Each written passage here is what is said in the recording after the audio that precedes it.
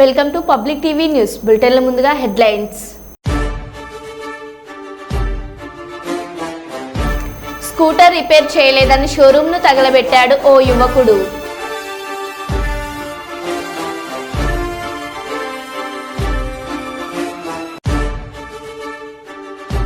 రాహుల్ రేవంత్ పై నిప్పులు చెలరేగిన MP DK అరుణ.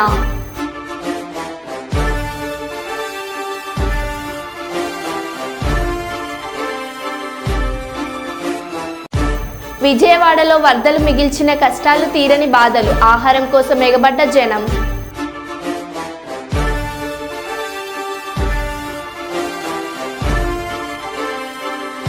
ప్రకాశం బ్యారేజీ గేట్ల వద్ద అడ్డుపడిన బోట్ల కటింగ్ పనులు కష్టతరం.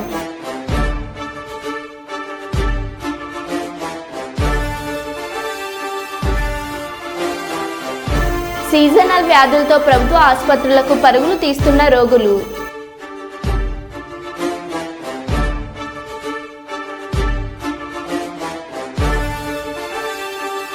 గాంధీ ఆసుపత్రిలో మహిళా డాక్టర్పై దాడి.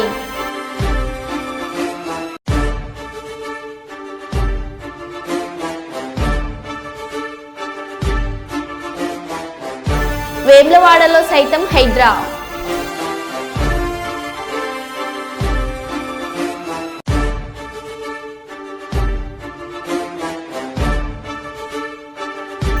ఏఎన్ఎంలను స్టాఫ్ నర్సులుగా నియమించడం అన్యాయం.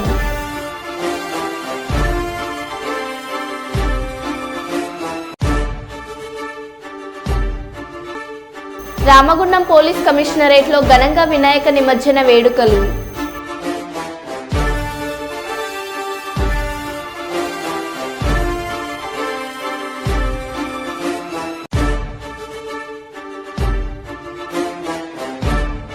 ఇక వివరాల్లోకి వెళ్తే, రామగుండం నగరపాలక సంస్థ కార్యాలయంలో FCL బారి నుంచి రక్షించండి అంటూ రామగుండం ప్రాంత ప్రజలను కాపాడాలంటూ వాటి నుండి వేదేజన్ల విష వాయువులను అరికట్టే విషయంపై RFCL విషపు నీళ్లను కాలనీల నుండి దారి మళ్లించి ప్రజల ప్రాణాలను కాపాడే వెంటనే తీర్మానం చేయాలని BRS కార్పొరేటర్లు ప్లే కార్డ్స్తో రామగుండం నగరపాలక కౌన్సిల్ సమావేశంలోకి వెళ్లారు.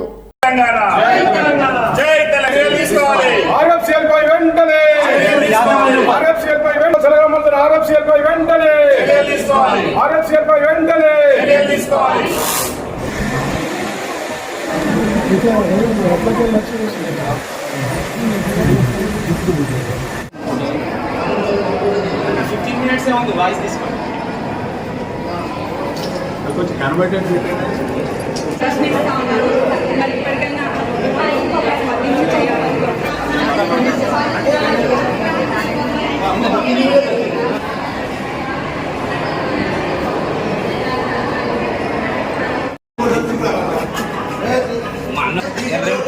రెండు తిట్లుంటే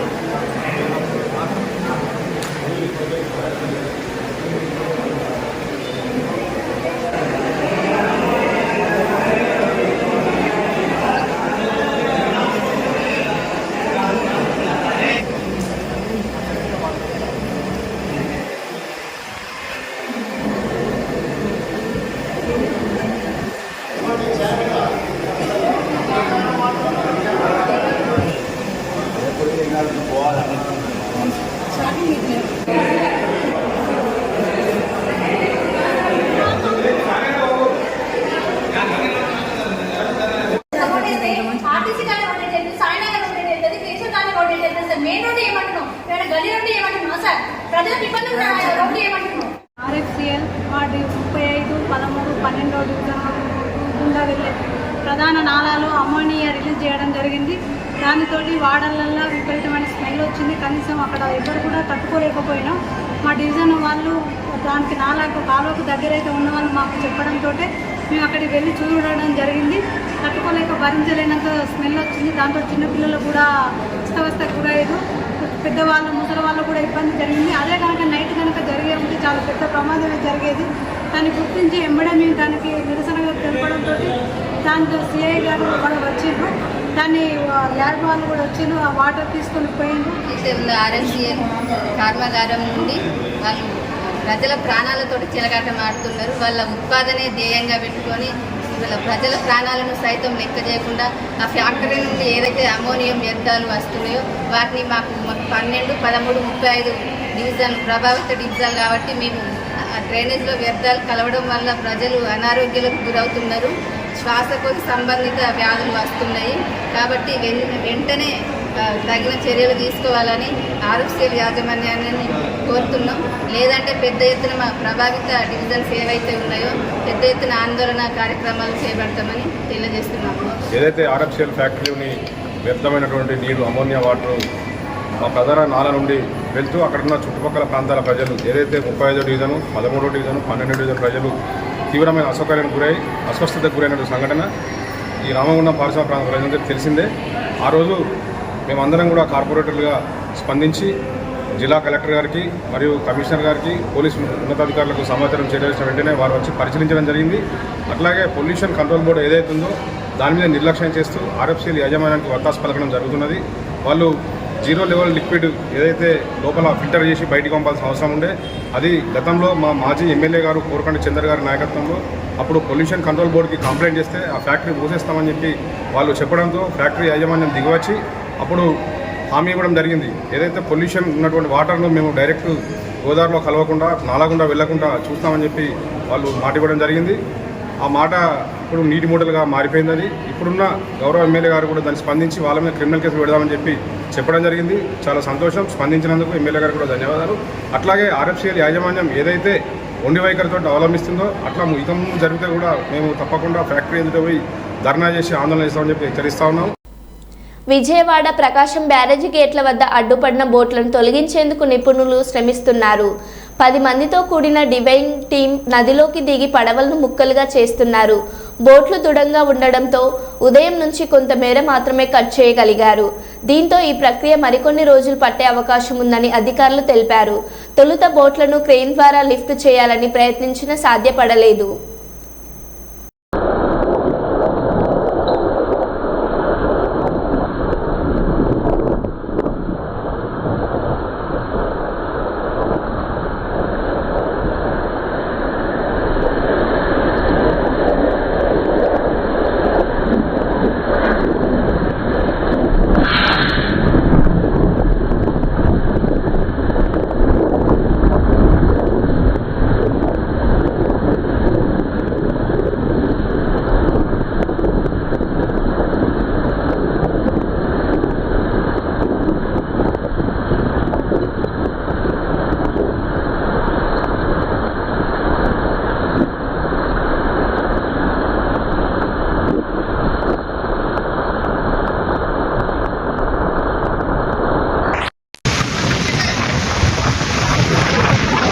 ప్రపంచ పర్యాటక దినోత్సవాన్ని పురస్కరించుకొని ఈ నెల 27న గండికోట పర్యాటక కేంద్రంలో నిర్వహించే ఉత్సవాలకు సంబంధించి లోగో డిజైన్, టాగ్ లైన్ రూపకల్పన పోటీలను నిర్వహిస్తున్నట్లు జిల్లా కలెక్టర్ శివశంకర్ లోతెట్టి తెలిపారు. కలెక్టరేట్లోని పీజీఆర్ఎస్లో హాల్లో జిల్లా SP Harshavardhan Raj, DFO Sandeep Reddy, DRO Gangadhar Goud, special officer Suresh Kumar సంబంధిత అధికారులతో కలిసి గండికోట అభివృద్ధి కమిటీ సమావేశం, జిల్లా కలెక్టర్ శివశంకర్ లోతెట్టి సమావేశం నిర్వహించారు.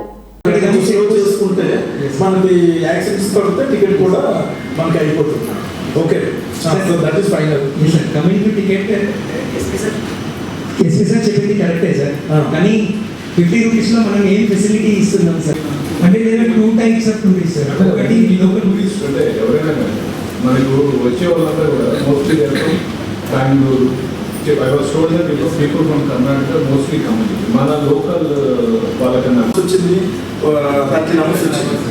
మీరు డ్యూటీలు కూడా 6.5 అవర్స్ మనం నిలబడి చేసే పని కాబట్టి మీరు ఎక్కడెక్కడ మనుషులు పెట్టినా సరే సిటీ డ్యూటీస్ పెట్టేసుకోండి. మీరు ఎవరెవరినైతే మీరు పెట్టుకుంటున్నారో ఆ గార్డ్స్ దగ్గర మన వాళ్ళు ఒకళ్ళు మంచి డ్రెస్ తీసుకోవడం విజిల్ తోటి ఆ లోపల దిగకూడదని అక్కడ చెప్పడానికి ఈ మన ఫోర్ట్ దగ్గర ఒక మనిషి ఇక్కడ ఇటు ఈ టెంపుల్ వైపు ఒక పర్సన్, ఇక్కడ ఒక పర్సన్. ప్రీ వెడ్డింగ్ షూట్కి ఎంత అండి? ఇది అది మంచి నీటితో ఉన్నట్టు 1000 రూపాయలు. Minimum requirements first drinking water. ఇప్పుడు జనాలు వచ్చారు, తాగటానికి అక్కడ డ్రింకింగ్ వాటర్ ఫెసిలిటీని మనం ఏర్పాటు చేయాలి. మొక్కలు కానీ పిల్లలకి ఒక ఫ్రీజర్ పెట్టి ఐస్ క్రీమ్ కానీ ఇటువంటివన్నీ పెట్టండి, స్నాక్స్ కానీ. ఒక ఇది కూడా రేపు 27కి అయిపోతుంది. ఇవన్నీ ఒక్కొక్కటి ఓపెనింగ్ చేసుకుంటూ వెళ్తాం. అర్థమైందా? Okay, right. So then coming to toilets. ఇప్పుడు మొబైల్ టాయిలెట్స్ కానీ అక్కడ ఏమైనా ఉన్నాయా? మన టాయిలెట్స్ రన్నింగ్లో ఉన్నాయా? ఎక్కడ ఉన్నాయి? ఇది గ్రానరీ, ఇది ధాన్యాగారం. ఎలాగా ఆ రోజుల్లో ఎయిర్ కండిషన్ సిస్టమ్ ఎలా మెయింటైన్ చేశారు, ఇంగ్లీష్లోను తెలుగులోను ఒక మంచి బోర్డు అంతా మీరు తయారు చేయండి. అలాగే మాస్క్ దగ్గర, అలాగే అసలు గండికోట ఏ టైంలో ఏంటి అదే గ్రాండ్ ఓపెనింగ్ పరాగ్ ఫాబ్రిక్స్ అస్లిం మస్జిద్ బిసైడ్ ఫహీమ్ జ్యువెలర్స్ కరీంనగర్ మా సెల్ నెంబర్ 7093707077 నూతనంగా ప్రారంభించబడిన సరికొత్త ఫ్యాబ్రిక్ షోరూమ్ కరీంనగర్ నగర మేయర్ సునీల్ రావు చేతుల మీదుగా నగరంలో అద్భుతమైన వెరైటీస్తో శుభ ప్రారంభమైంది. వారితో పాటు వంగల పవన్ కుమార్, పిట్టల శ్రీనివాస్, ఎండి మోసిన్ ఖాన్, కార్పొరేటర్ మహమ్మద్ షరఫుద్దీన్ కార్యక్రమంలో పాల్గొన్నారు. ప్రారంభం అనంతరం వారికి శాల్వతో సన్మానించారు. ఫరాక్ షాప్ యజమానికి శుభాకాంక్షలు తెలియజేశారు. ఇక వారి వద్ద dupatta fabric embroider, sari fabric, fancy fabric, Banarasi organizing embroider, locate fabrics, hand work, lining, tissue fabrics, మహిళలకు సంబంధించిన అన్ని రకాల బట్టలకు సంబంధించిన లైనింగ్స్ మా వద్ద లభించును. మారుతున్న తరుణంలో ఫ్యాషనబుల్ డిజైన్లలో ఫ్యాబ్రిక్స్ తేవడం జరిగింది.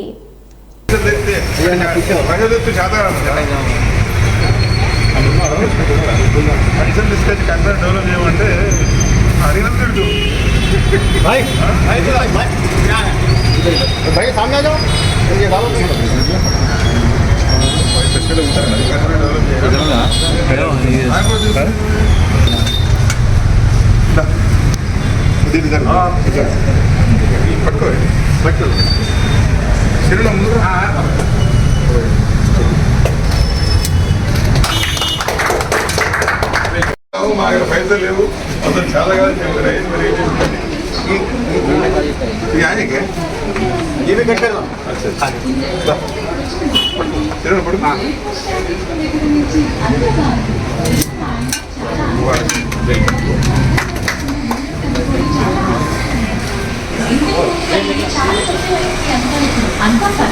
పడు ఉంది.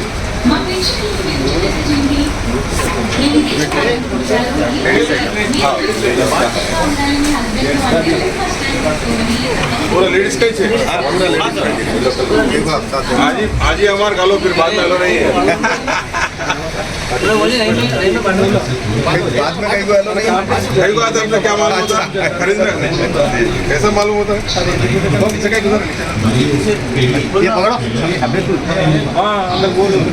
नहीं बंदा पीछे रखो, पीछे रखो। नहीं नहीं पकड़ के रखो। कहाँ से बात है पुरस्कार? ये अहमदाबाद की बात है।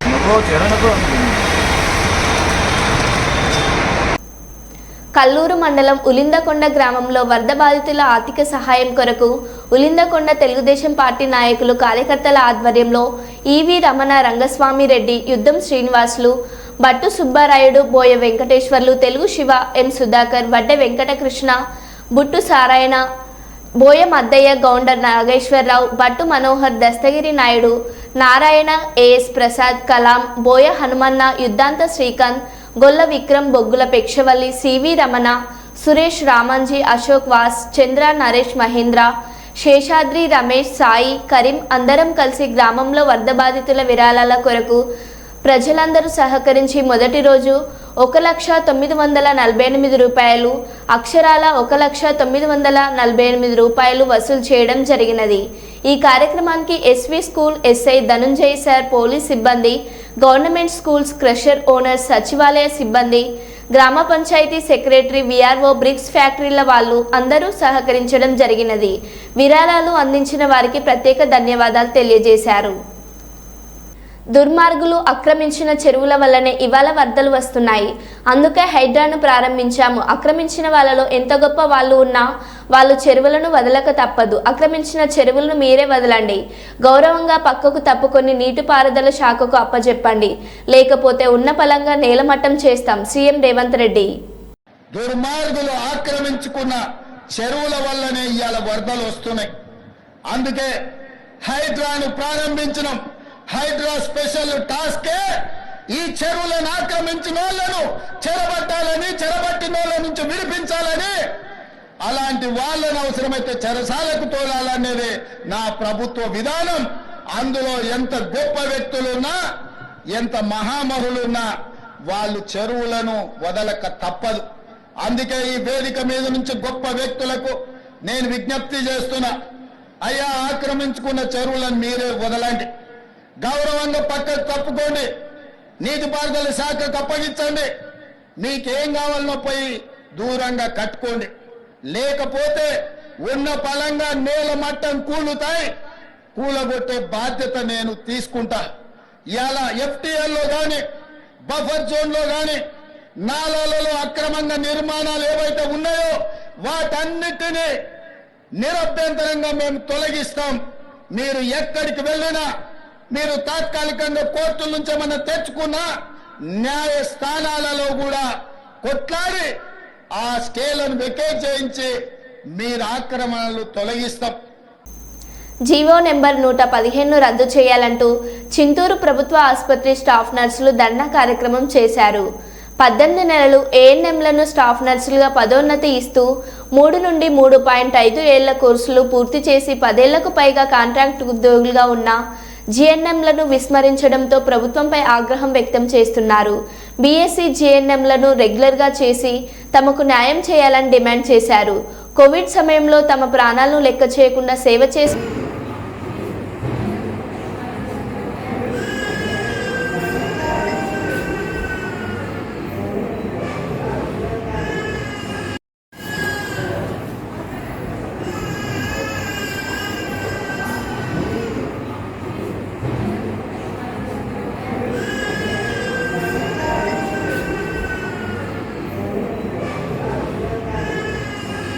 కాంట్రాక్ట్ స్టాఫ్ నర్స్ అందరినీ we want justice, we demand justice. GO 115 ని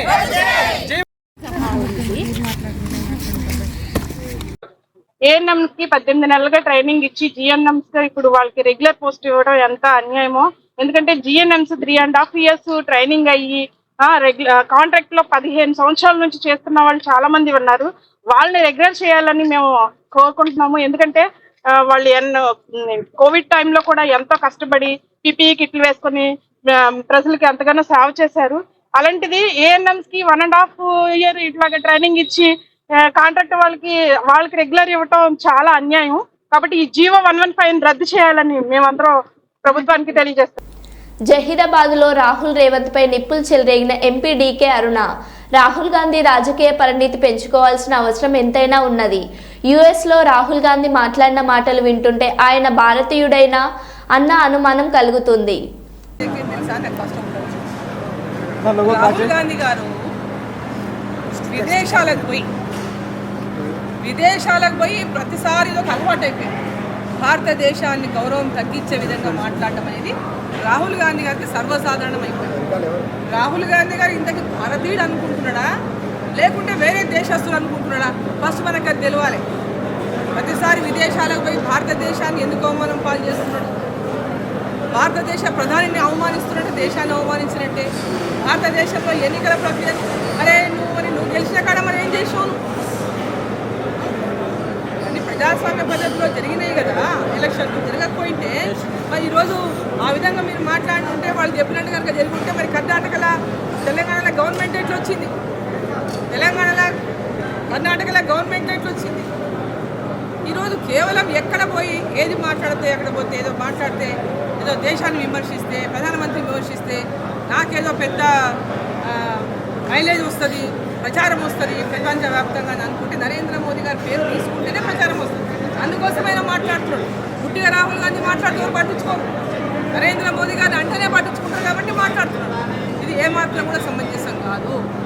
రాహుల్ గాంధీ గారు ఇప్పటికైనా ఒక మెచ్యూర్డ్గా బిహేవ్ చేయాలి, ఒక మెచ్యూర్డ్ పొలిటీషియన్గా బిహేవ్ చేయాలి.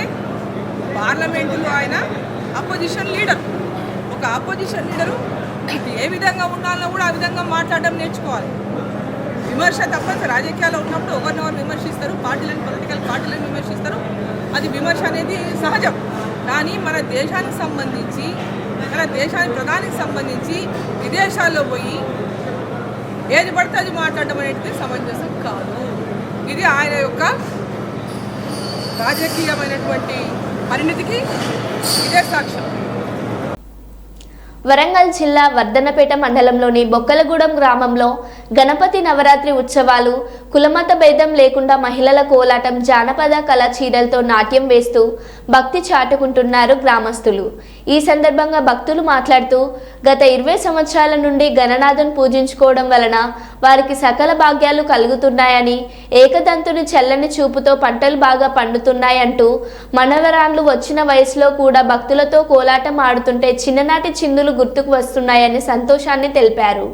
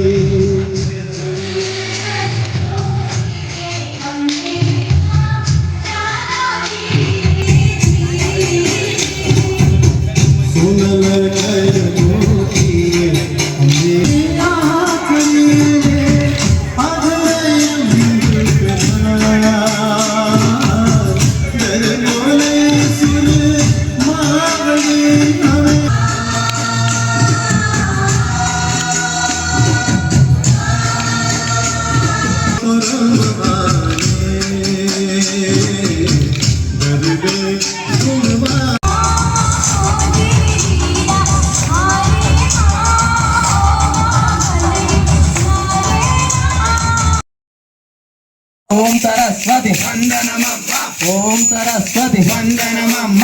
అదిగో లేడి బంగారు లేడి, అదిగో లేడి బంగారు లేడి, అదిగో లేడి బంగారు లేడి. బంగారు లేడికి వంశను సీత, బంగారు లేడికి వంశను సీత, బంగారు లేడికి వంశను సీత.